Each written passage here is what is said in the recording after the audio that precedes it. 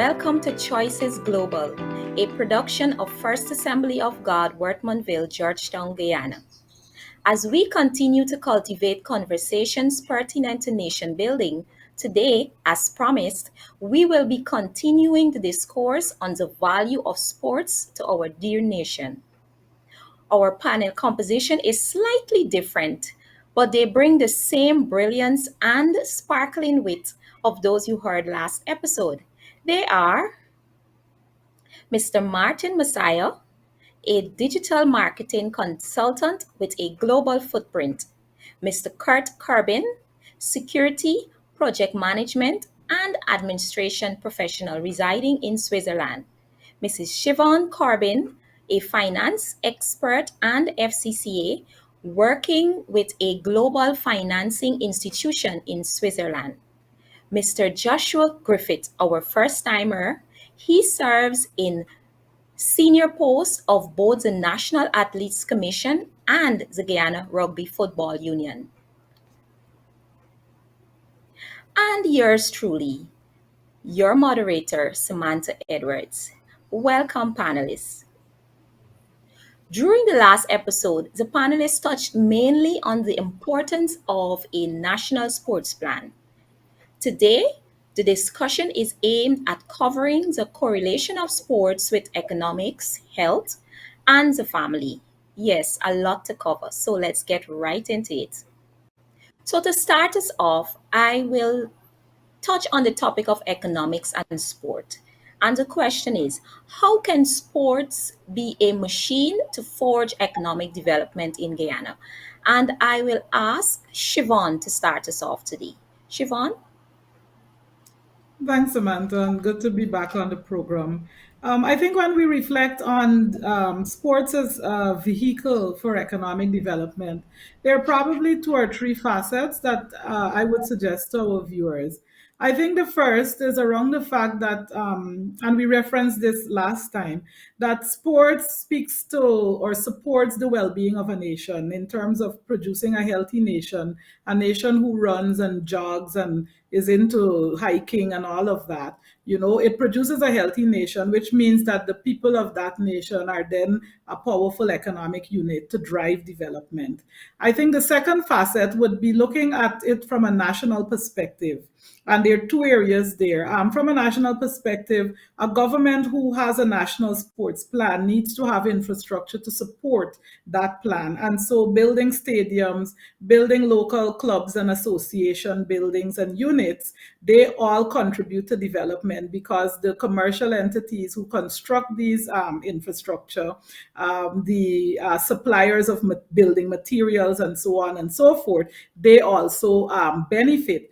The ordinary man in the street benefits because they're the ones who come out as the day laborers to help in construction. They are the service providers once the stadium is constructed. And then there's the whole element of companies who would service and maintain such infrastructure. The second national element that drives the economic development is around the hosting of these mega sports events. The ones that come to mind are clearly the Olympics, the Tour de France, for those of us who follow European cycling, the football associations, the Premier League in UK being one of the largest football associations in Europe, and I'm biased given my location in Switzerland. But you also have in the US, all the major sports, NBA, NFL, and so on, hosting these events drive economic benefits because of the sale of tickets, but more than that, from the sale of television rights and these kinds of things. So this is what I would posit from a national level. Of course, when you now pivot to a local or a personal level, you look at individual athletes who have driven their value. And one such person that comes to mind is Usain Bolt, whom Forbes magazine quoted as having a net worth of about 60 million. Another athlete that comes to mind is Steph Curry, who pivoted from Nike to Under Armour and is actually called the $7 billion man, not because he's worth 7 billion, but that is the value he gave to Under Armour when he signed with them, simply because they were the ones most willing to accept the, how do I say, the branding that he wanted on his equipment or kit. And this was to list on his sneakers, I can do all things.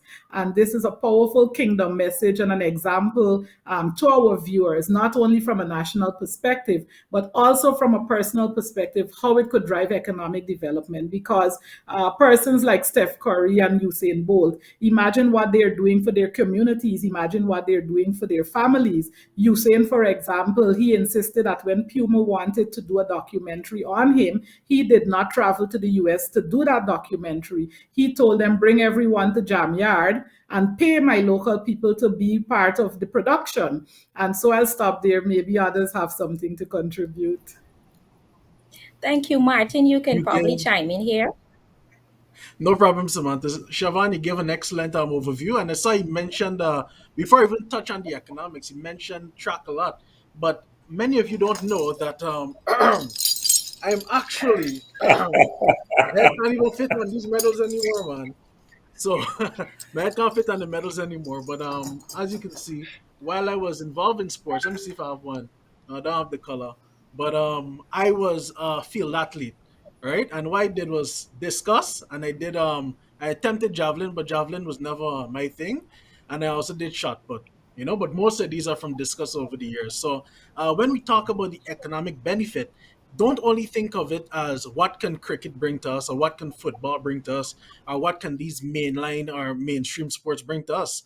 Let's think about the wider arena of sports, And I'm really glad that we have Joshua on the program too, because rugby is actually something that stands out for Guyana on the international scene because it's an area that over the years we've been able to establish a unique identity, and even one that's a bit fearsome in certain circles. So when it comes to the economics of sports and everything like that, it's about opening the country to an entirely new ecosystem or really engaging into a space at a competitive level. And it would allow us to not only have better, stronger athletes when you look at the economic benefits, because as we mentioned, certain key infrastructure would have to be done. You'd have the health benefits that come along with that because you have to have no specialty medical care professionals who are going to be able to take care and manage and help the athletes to perform at their best level. You also have situations where young people would be able to finance their education because of the opportunities that engaging in the global sports industry, the kind of benefits that could have could enable them to be able to finance their academic journey. So when we look at sport, it's not just about playing and having fun, but it's an entire mega industry out there. Joshua, I think it would be fitting for you to come in now with my other question. I heard both Siobhan and Martin touch on the topic of health. You being a sports personality, yes, I see you smiling, very fit. What are your thoughts on the initiatives that you think as a nation we can incorporate to not just support the structured sports like those who competing for medals, but the mental and overall wellness and fitness of our nation? Well, a fit nation is a productive nation, and for our president has this vision of one Guyana, and that vision entails everybody being able to participate, and for that to really be we need healthy people. You see, the thing about sport is that it does allow health, the release of the different hormones and so on after a good run, after winning, even losing in some cases, after that workout, after that um, competitive period. It does a lot for you. It helps you to think better or clearer. It helps you to feel better. It helps you to be more energized, and then activity increases. A fit economy, a fit people are productive people. Um, and the thing is with the discipline that it brings should bring contributes to health, because a disciplined person would influence a disciplined community among them, and then we discipline society. Where they respect for rules of the sport, it should translate readily to respect rules laws of institutions and of the nation. And that is all part of health. That is all part of health. It's not just about having a good blood pressure count, keeping your sugar levels at a good range. No, it's holistic. Sports can do well with holistic health, mental, physical, spiritual, emotional. Thank you, Joshua. Kurt, do you wish to chime in now and follow up on a comment Siobhan made, I think, about the family and how it relates to sport? For example, in Guyana, lots of families, if you go to them and tell, oh, I want to be a cricketer, you may hear, why do you want to be a cricketer? Because some families believe that there's no future in sport. What are your thoughts on that? What initiatives can a government do to help break that mindset? Thank you, Samantha. Well, family and sport. Generally, I would say family should believe in sport. However, as it relates to our Guyanese context or a Guyana context, that statement that you made, some families may think, sporting is not for you. Why would they think that, or why would they say that at this time? Is because, in my opinion, how sports in general are organized at the moment. Um, let's say for this current period, September, October, November, maybe is the as we call the sports term in school. So all the primary and secondary schools, they're involved in track meets, into school, into house, into schools, then zones, and then nationals and so forth. But after October or November, whenever it's that nationals, that is it for sports in Guyana. Sports is finished. There's no other track meet until next September, and that is unacceptable. That is just, of course, as Joshua indicated, sports, a healthy society should be involved in sports. But if we're only doing sports for a 2 month window or a 3 month window, no one will seriously be interested in that. And after school, what is there?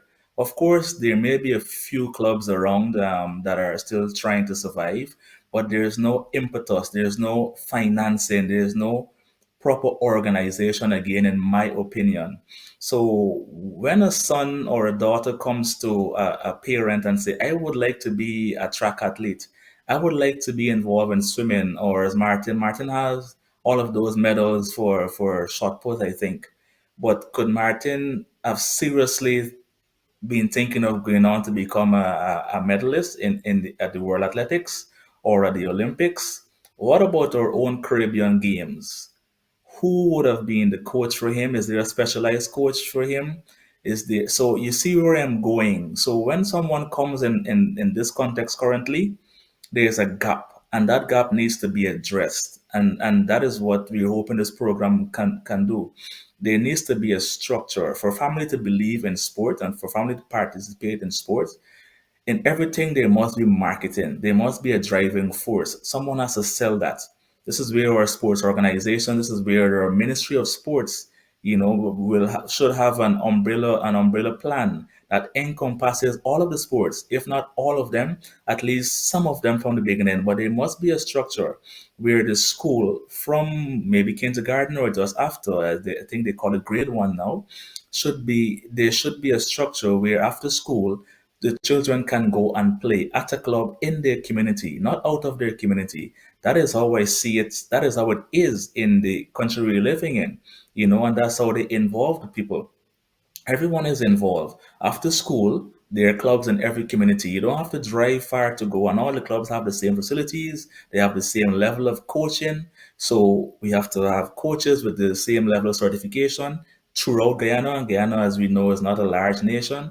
They have to have proper infrastructure, as someone mentioned before, that you can go in every single community and walk 100 yards, 200 yards, and you're at a club. The larger the community, of course, you have to put more than one facility. And that is what our children are experiencing right now. So when our children come to us and say, I would like to become someone who can do sword fence, they call it l'escrime in French. That is not a a far dream for us because there's a Les Cream club right near to where we're living. There all the clubs you can think of, including swimming, are in walking distance. So the children have a plan, and then you work with the coaches, and of course, not everyone will be able to go to the Olympics. So you work with the coaches, and the coaches work with you, and you have an opportunity to be involved in sports. And the final thing that I want to say, as it relates to the family as well, there's a trial going on. I think Siobhan referenced this at our last program that the Swiss noticed their population, they're not exercising as they used to. I didn't read the article, but it could be attributed to COVID as well. So they've noticed this and they've implemented a plan that they're piloting in various communities right now. The young persons who are home and who are sportive, as they call it, who like sports, they are engaged to go into in their community to bring out the seniors to a particular part that they already have, the play field that is already there. And 3 times a week, the seniors and the youths, they have a session of interaction. Ideas are exchanged there. Jokes are shared there, thoughts are shared there with the youths and with the seniors, and they do leisurely exercise. But the youths are engaged and they're paid a stipend, and the older folks are able to pass on their knowledge. So the citizens are being encouraged again to come into the community and to exercise and to participate together, Samantha. So that's the place that we need to go. Go right ahead, and after I would like our only mommy on the program to comment on that question. But Martin, you can go before Siobhan. Yeah, well, what Kurt was mentioning there was the importance of the community. He mentioned the importance of government and family, but it's also important for the person, the skill, the talent to make that step up. A character a sportsman I admire for this is Neymar because he was talented. He was exceptional growing up. He was skilled in everything. But what really helped him to become this global star is that he created a media unit. This is separate from everything else, where he took ownership of his brand and he grew it. Even with limited support from enabling forces, and he was able to really streamline that brand and make it something global, so that we know who Neymar is. So when it comes to artists, well, not artists alone, but when it comes to sportsmen in Guyana and sportswomen, sports persons, I think it's important for us to understand that it's not just about the talent, but there's also a story that goes behind it. And once we invest in the story and we invest in that community, we'll be able to create resilience within the arena of sport. Okay, Siobhan, you can go right ahead. Martin, hold on that thought because I will return to you.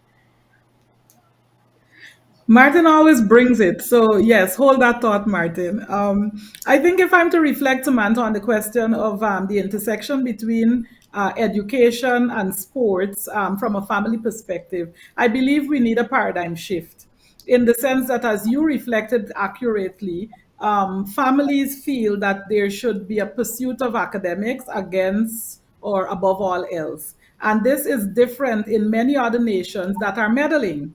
For example, there was a report out of the British Olympics team indicating that it seemed if you attended a private school, you were more likely to land on the Olympics team because the private schools promoted rowing and hockey. They then did analysis to look at which educational background you were from and what drove where you landed on that British Olympic team. And so I think that's one example. There's another concept that operates in Europe and many of the other countries around becoming a student athlete. And that means that you're a student, but there is also special classes allowed for you. And one of our boys was able to benefit. I mean, he was offered it where you'd have special classes at special times so that you would have extra time to hone your sports in the school that they attend. And this is not me distinguishing between private or public schools, but in the school they attended, they also created an opportunity for one of our boys to join the UBS Kids Club sports project. And this is one of the largest banks in Switzerland supporting student athletes so that they could deliver their full potential. And so, as a family, what should we do? When a child signals an interest in sports, it's something we should not denigrate. It is not something that we should dissuade them from, but rather find an environment where both of them could thrive. And one of the things we did for our boys, encouraging them, and this is me celebrating another Guyanese or Caribbean legal mind in the name of Tucson Boys, a gentleman that I went to high school with, and who proudly told my boys when he visited us in Geneva that he attended Harvard Law. He was one of their top graduating students, but he also played football in their league, whatever college league they played in the U.S. And so there is an opportunity to signal to families, and this is the paradigm shift that we want to offer on this program, that you can have a student or a child who thrives on both levels. And I want to also signal finally that sports, an athlete actually thrives up until about 30. Most athletes, by the time they go beyond 30, they're considered old. But they are still with another 30 to 35 years of useful and productive professional life. So you could have sports as your focus for the first 10 years. And then I know the Olympics Association has created programs where some athletes who started off as athletes and did not perform well on the academic scale are now given an opportunity to go back to university on scholarships, and then you become a productive element of your nation. Siobhan, I think you peeped my script because I was planning to ask you and Kurt, how did you deal with the question or the statement when your boys approached you, informing you about wanting to pursue football? But you answered it. So I gather you did not panic, but rather you supported. Kurt? Okay, I see mommy Correct, nodding, correct. but I'm not getting a nod from daddy. So, okay, great. Martin, I mentioned I wanted to return to you. Why? And I would like you and Joshua to talk over this question as it relates to athletes and the positive influence they bring. I think it was Siobhan or Kurt who mentioned about Usain and Steph, how they are used to encourage especially our youths. So I would like if the two of you can share your perspective on that. How can Guyana as a nation use our athletes to promote purposeful living in the lives of our youths? Either of you can chime Well, in. I could give a quick example here since you already have Joshua. I remember that while we were at school in high school, as soon as the bell rang at 3 p.m., Joshua would come out, a bunch of these other students would come out, and they would grab the volleyball right in Guyana, right? And they would go to the volleyball field. And within 10 minutes, the most diverse group of students, male, female, every sort of ethnicity, were right there on the field having fun. And they viewed each other as just colleagues, you know? We viewed each other as colleagues, comrades, friends, everything like that, and everyone played volleyball. The people who had skill and the people who really needed to learn a bit about the sport. But everyone came, everyone had fun, people laughed at each other, and that is one of the powerful elements of sports because there's the element of competition, but there's also the element of camaraderie, and I think that that is one of the most unique things when it comes to nation building. We have to build a community that trusts each other and a community that wants to work with each other, not because they have to, but because they enjoy working with each other. And that is something that I saw in the field, you know, and Joshua I always wanted to be on Joshua's team because, as I said, he was one of the exceptional volleyball players. So even if I wasn't necessarily as skilled, I knew that my team would still most likely win because we had a good leader on the team. Josh? Thanks, Martin. Yes, sport. Um, I think we need to create a culture where we recognize and utilize our senior or our national international athletes. If we were to take someone like Nicolette to some of the schools across this nation, I don't know how many students would know who she is, but she is Guyana's. She is the current Masters squash champion. As a recent achievement, that is the pinnacle so far. I of squash, and then we have so many other athletes, young and old, who are not as utilized locally as they can be.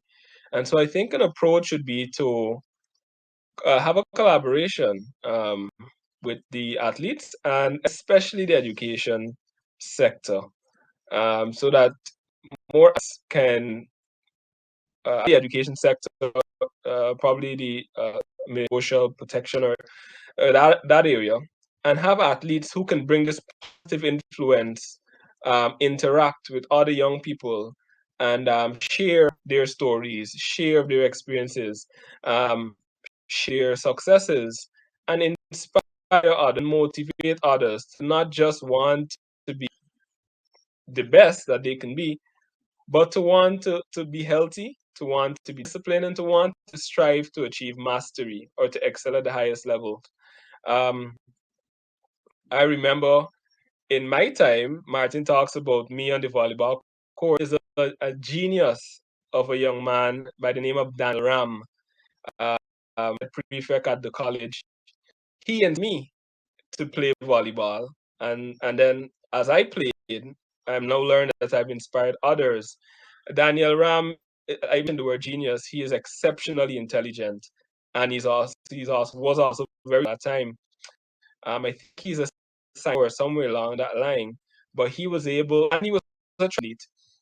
I don't know much about these people because, again, not have done a good job at utilizing them at the local level to use our local talent, bring that local love for people or talents and successes. We need to celebrate each other. Yes. Kurt, this brings me to my final question. I notice your lips moving, you're edging to jump in. But rather than picking up on what Joshua was commenting on, I would like you to touch on education and sports a little more in depth. I give you 2 minutes. Why should there be a unison with the two? 2 minutes. Thank you, Samantha. You notice I was going to jump in there. Educate. There should be a unison. Why we've all what should I say? We've all discussed it here already, or shared from various angles and perspectives. A, a sportive nation, as a French term, a sportive nation is a healthy nation. Once we can get this concept into our people, the minister of sports rights to work. Wow, the president rights to go to a meeting, maybe up to the convention center and so on and so forth. And he begins to set that example and push. I spoke about marketing before, and keep pushing these things.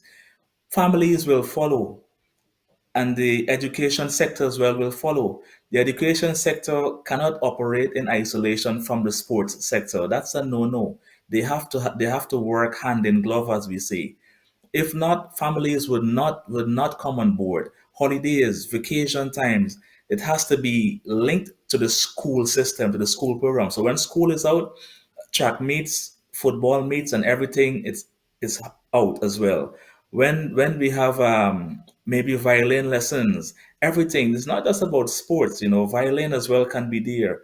So how do we get here though? We need sponsorship. I think Siobhan mentioned something about that before. We cannot work in isolation. We have a unique opportunity right now with all of these companies who are coming to invest in Guyana.